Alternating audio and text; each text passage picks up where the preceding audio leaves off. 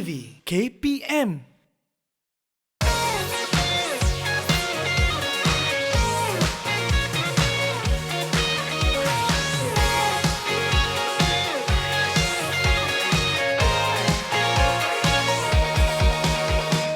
Bantuan sampai, bantuan sampai, bantuan sampai. Okey cikgu, kita letak cikgu. Okey, kita letak cikgu, letak. Cikgu, mana player yang injured tu? Siapa yang minta pengusung tadi? Cikgu ada nampak? Cuba cikgu pergi check dekat sana. Dekat sana. Cuba cikgu check. Cikgu pergi check Cikgu pergi check dulu cikgu. Cikgu pergi check dulu. Ui, penatnya hari ni. Ui, sedapnya tidur. Ui, tidur pula dia kan. Assalamualaikum warahmatullahi wabarakatuh. Salam sejahtera. What's up everybody? Anda sedang menyaksikan Didik TV KPM bersama dengan saya, Ahmad Nazri. Nampak? Macam betul-betul real kan kejadian tadi? Padahal, okey, seperti biasalah kan. Kita belum menang lagi, jadi sila patuhi segala SOP. Sentiasa cuci tangan dengan kerap. Sentiasa memakai pelitup muka dan juga menjaga jarak 1 meter. Dan seperti biasa, tepat pada pukul 6 petang anda sedang menyaksikan kurikulum yang mana hari ini unit badan beruniform yang kita nak belajar adalah apa? Yes, Bulan Sabit Merah Malaysia. Agak-agaklah kan. Untuk episod kali ini, apa yang kita nak belajar? Sebelum ni kita dah belajar mengenai apa? Luka. Kita dah belajar apa lagi? Lagi kita dah belajar? Betul. Untuk episod kali ini, tahu tak siapa? Tahu tak apa? Kalau tak tahu, kejap lagi saya beritahu lah. Tapi ni, guru yang pagi-pagi tadi. Akmal, ni saya perlukan pengusung ni. Mana cikgu tu? Nak tahu siapalah guru tu kan? Jom kita tengok profil guru hari ini. Lama lagi cikgu kat sana.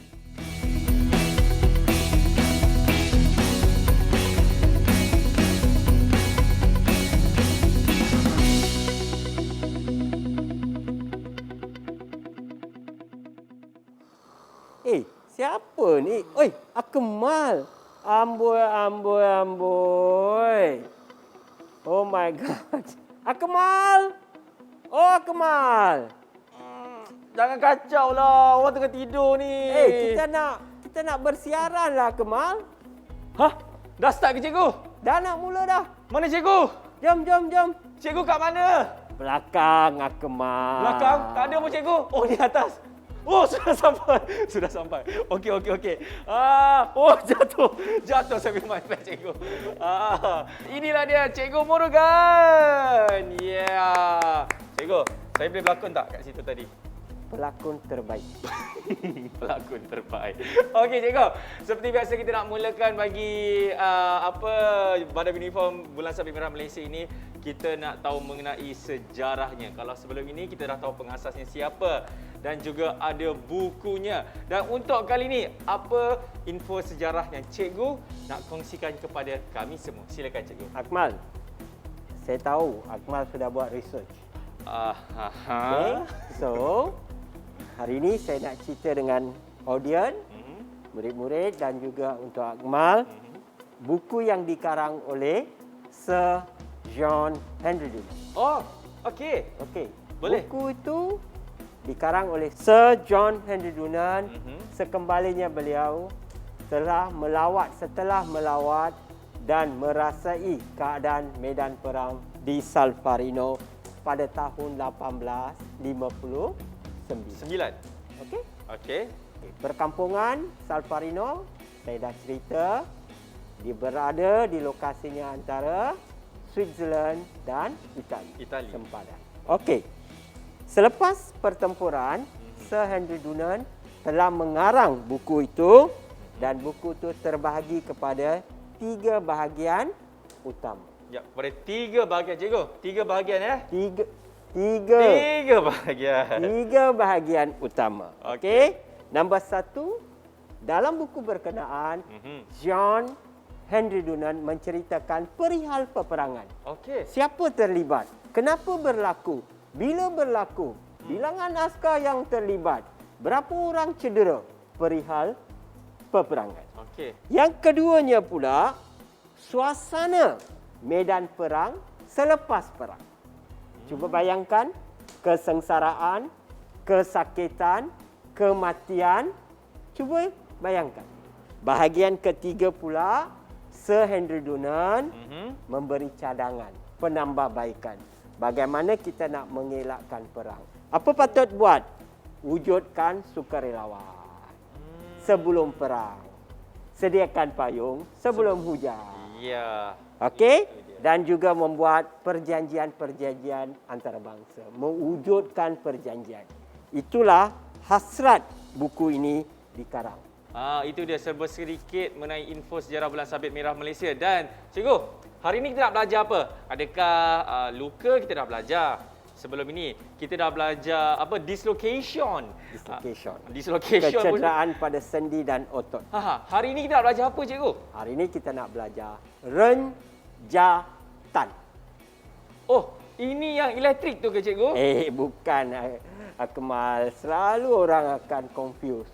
Dia kata renjatan elektrik lah. Itu kejutan elektrik. Hari ini kita nak belajar renjatan elektrik. Okey. Apa itu renjatan elektrik? Mari kita tengok definisinya. Akmal, audience. Renjatan elektrik adalah keadaan di mana bekalan oksigen yang secukupnya tidak sampai ke otak. Itulah definisi renjatan. Buat catatan. Okey, ingat tahu renjatan ni bukan yang elektrik tu, itu adalah kejutan elektrik. Sebab selalu ada juga pelajar-pelajar yang cakap macam tu. Lah. Okey, baik. Selain daripada itu apa lagi yang cikgu boleh terangkan? Di sini juga kita perlu tahu kenapa renjatan berlaku. Akmal tahu tak?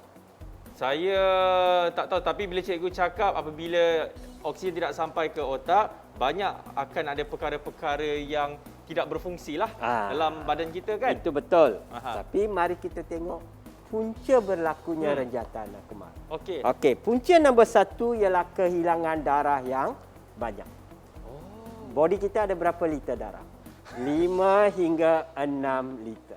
5 hingga 6 liter. Okey. Body kita ada 5 hingga 6 liter darah. Okey. Pendarahan yang berlebihan boleh membawa kepada renjatan. Faktor 1. Faktor 2 yang menyebabkan renjatan ialah kehilangan cecair dalam tubuh badan. Apa itu kehilangan cecair? Cecair apa? Tanya. Apa muntah-muntah. Cecair. Muntah-muntah. Okey. Kalau muntah sekejap 1-2 kali, okey. Kerap muntah. Boleh berlaku renjatan sebab kering. Okey. Nombor 2. Cirit-berit. Sekali, 2 kali tak apa. Kalau berkali-kali, boleh mengundang renjatan. Okey? Itulah menyebabkan renjatan. Faktor ketiga yang menyebabkan renjatan adalah kejutan elektrik. Electric shock. Okey. Boleh menyebabkan renjatan. Sebab attacknya pada jantung. Dan juga serangan jantung. Okey? Serangan jantung, heart attack pun boleh menyebabkan renjatan. Baik, jadi kita nak berhenti rehat dulu cikgu. Selepas ini kita akan tahu apa antara punca-punca renjatan selepas ini dalam kurikulum Didik TV KPM. Didik TV KPM. Didik TV KPM. Masih lagi menyaksikan kurikulum Didik TV KPM bersama dengan saya Akmal Nazri dan juga cikgu Murugan. Cikgu, tanda renjatan apa dia? Akmal, don't worry. I cerita pun no efektif. Kita nak jemput model kita lah. Tapi sebelum tu, katanya cikgu pun nak buat tanda renjatan. Tanda-tanda renjatan. Ada kilat. Gegar. Gegar. Okey. Alright. Baik. Jadi dengan itu kita nak panggil siapa, cikgu? Model tetap dan kekal selama-lamanya. Ya. Cikgu Badrul. Cikgu Badrul ada di sini. Okey. Baik. Bagi satu tepukan. Oi, tepuklah. Tepukan. Okey, jadi cikgu, saya rasa tanpa buang masa lagi, jom kita mulakan. Apa itu tanda renjatan? Silakan. Tadi saya dah bagi tahu semua apa itu definisi. Sekarang kita akan tengok apakah tanda-tandanya. Okey, silakan. Okey, sila ke depan sedikit sini. Sini. Okey. Nombor 1, kita akan tengok apabila mangsa mengalami renjatan. That means darah secukupnya tidak sampai ke otak. Betul. Okey, berpunca daripada luka, berpunca daripada pendarahan, berpunca daripada kehilangan cecair, berpunca daripada kejutan elektrik, berpunca daripada sakit jantung. Itu semua akan membawa kepada renjatan, ya. Okey, kalau dah tengok salah satu perkara ini berlaku, kita akan lihat nombor 1, kulit mangsa akan jadi pucat. Okey, mangsa ni putih. Kita tak berapa nampak sangat. Flawless. Okey, apabila mangsa kehilangan darah yang banyak atau kehilangan cecair yang banyak, you can see kulit dia. Okey, ini perlu pengalaman, ya, Akmal. Okay. Ini perlu dia akan jadi pucat muka, selalunya muka lah, muka, bibir, cuping telinga, okey, tangan, kuku, all that you akan dapat lihat, kelihatan pucat. Nombor 2, sejuk. You sejuk. Okey, badan dia akan berpeluh sedikit je peluh. Dia bukan peluh yang keluar sebutir-sebutir. Tak ada. Dia macam lembab badan dia. Okey, itu tanda kedua. Okey, tanda ketiga ialah pernafasan mangsa jadi cepat. Tengok ni. Tengok dada dia. Dia jadi laju, cepat sebab automatik, Akmal, automatik body kita akan terangsang untuk mendapatkan bekalan oksigen yang banyak. Tengok ni. Can you see? Can you notice? Ya. Okey, itulah perubahan mekanisme pada body. Dia perlukan oksigen banyak. Dan apabila pernafasan dia jadi tinggi, denyutan nadi pun bertambah cepat. Semakin laju. Seterusnya, mangsa akan jadi rasa loyak. Tengok ni. I kena pegang dia ni. Cikgu Badrul okey ke? Ingat ini simulasi ya. Okey, loyak. Okey. Dan juga, Akmal, ini very interesting. Mangsa akan rasa haus sebab kehilangan darah, kehilangan cecair. Dia akan rasa haus. Tengok ni. Sekarang, dia minta air. Ataupun dia kehausan lah. Tanda ini adalah tanda mangsa kehausan. Okey. Seterusnya, you tengok mata mangsa. Dah lemah dah. Okey. Kenapa dia lemah? A lot of blood. A lot of cecair sudah keluar. Dia akan rasa lemah, letih. Tengok ni. Kalau saya lepas, dia akan jatuh. Okey? Dan penglihatannya dah mula kabur. Inilah proses-proses laluan dia. Dia dah keliru. Dia ada di mana pun tak tahu kerana kehilangan darah yang banyak, kehilangan cecair yang banyak. All this menyebabkan perkara ini berlaku. Dan akhir sekali tidak sedar diri. Tapi cikgu, adakah salah satu tanda juga mangsa akan muntah-muntah? Mangsa can muntah also. Tapi muntah yang kebanyakan sudah muntah itu yang menyebabkan dia mengalami renjatan. Okey. Muntah, cerit-berit, all this boleh menyebabkan renjatan. Itu bukan tanda dah, itu penyebab kepada renjatan. Okey. You got it? Yep. Alright. Cikgu cakap dengan siapa tadi tu? Dengan audience. Okey. Dengan audience. Saya tanya audience. You understand? Sebab mengenali tanda-tanda renjatan is very important. Sebab it's not very easy to mengenali. That's why I itemize. Dan ingat bukan semua berlaku serentak, bukan semua you nampak. Ada yang you tak nampak. Cikgu, macam mana pula dengan, sebab saya perasan antara tanda-tandanya mungkin setengah orang bila melihat ini dia sakit biasa, mungkin dia demam lah, mungkin dia kurang tidur lah, apalah. Apa komen cikgu mengenai stigma masyarakat macam tu cikgu? Okay, that's why pendidikan very important. We have to educate the public. Kita kena mengajar, kita kena menceritakan, kita kena memaklumkan kepada orang ramai, inilah tanda-tandanya. Kalau ini tanda-tandanya kita dah faham, kita dah sedar. Renjatan boleh membawa maut. Apabila mangsa menunjukkan tanda-tanda ini, kita harusnya berhati-hati dan cepat bertindak. Boleh cikgu. Nak tahu macam mana pengurusan bagi mangsa renjatan selepas ini dalam kokurikulum Didik TV KPM. Didik TV KPM. Didik TV KPM.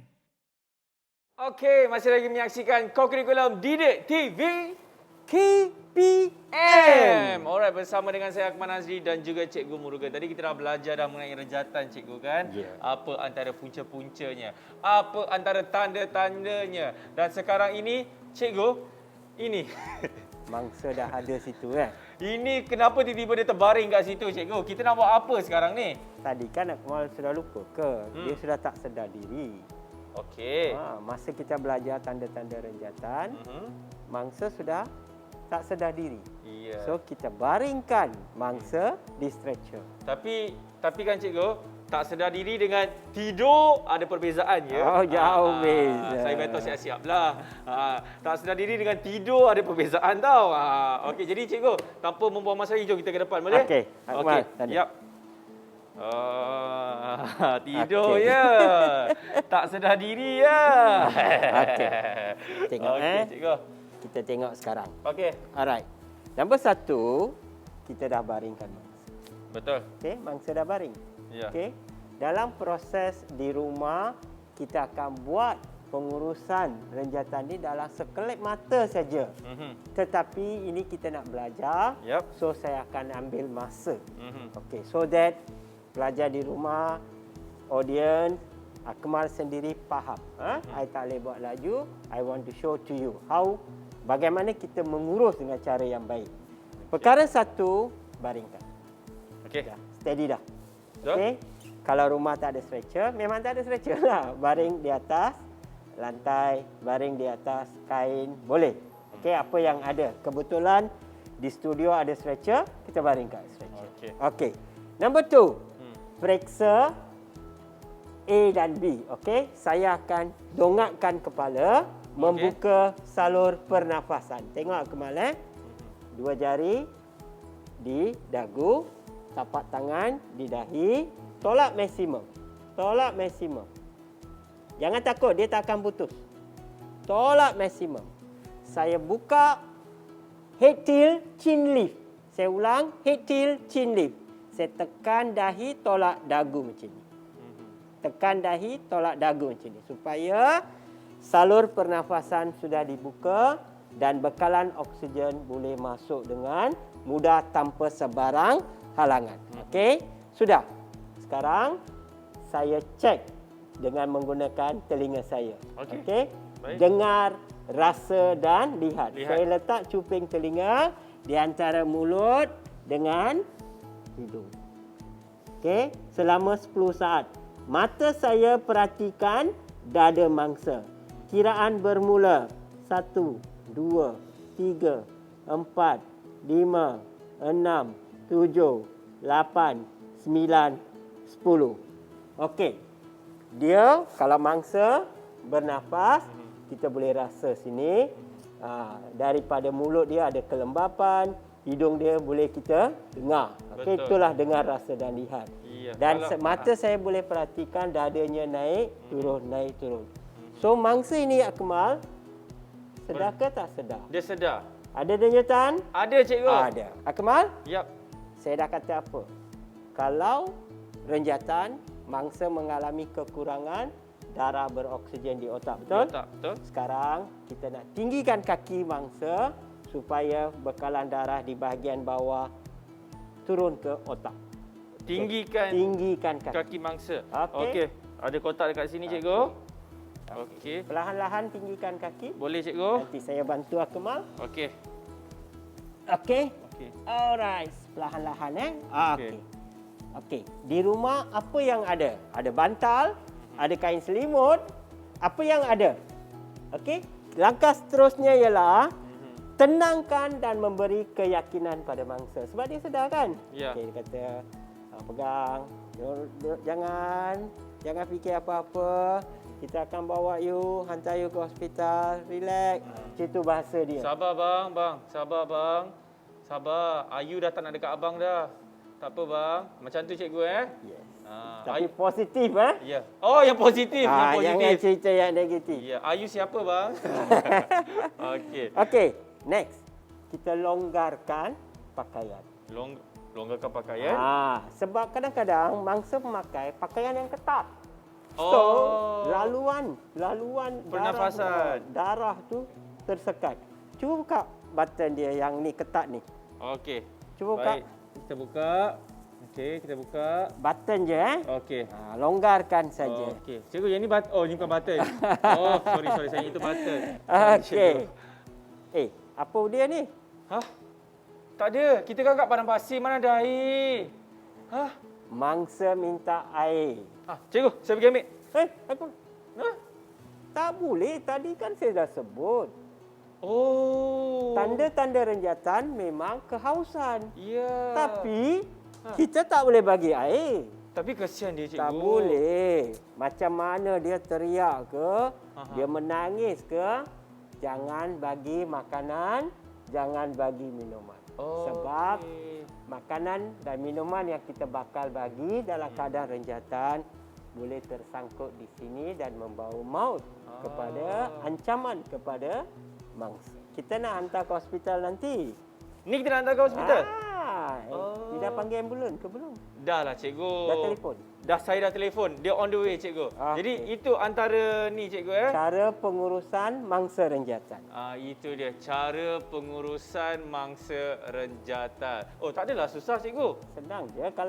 Kalau selalu pergi co-curriculum, hari Rabu di sekolah, belajar dengan cikgu bulan sabit, perkara ini semua jadi fingertips, mudah. You can learn very fast. Okey, jadi cikgu terima kasih banyak. Jadi apa yang cikgu boleh rumuskan untuk episod kali ini? Silakan. Rumusan ialah you lihat mangsa kan? Betul. Keadaan mangsa boleh jadi serius. Okey, boleh jadi tenat. Pengurusan masa sangat penting. Para pelajar, jangan buang masa. Okey, kita kena tenang. Penyelamat kami ini, kita dua ni penyelamat. Kita kena tenang, relax. Jangan kita yang gelabah. Okey? Tenang, uruskan mangsa. Sebab mangsa dalam keadaan yang teruk. Ya. Okey, kalau kita gelabah melihat keadaan macam ni, mangsa tidak terurus. Okey? Oleh yang demikian, nasihat saya, rumusan saya pada hari ini ialah kita jangan gelabah, kita kena ada ilmu, kita boleh uruskan mangsa ini dengan mudah. The moral value here is nyawa tidak boleh dijual beli. Betul, cikgu. Nyawa tidak boleh dijual beli. Kita kena prihatin, kita kena pantas bertindak. Terima kasih, cikgu. Apa-apa pun yang penting nawa itu, cikgu, kan? Nawa itu. Kalau niat kita betul nak belajar, insya-Allah ilmu itu masuk pun senang saja. Kalau niat kita nak bantu orang, insya-Allah kita dapat bantu orang itu daripada sebarang kecelakaan. Terima kasih banyak, cikgu. Dan kepada anda semua, terima kasih kerana telah setia bersama kami selama setengah jam ini. Ingat, kita bertemu janji Isnin hingga Jumaat bersama dengan saya, Akmal Nazri, dalam co-curriculum Didik TV KPM. Cikgu, ambulans sudah sampai. Okey, jom kita bawa. Kita angkat mangsa. Mari, cikgu. Okey.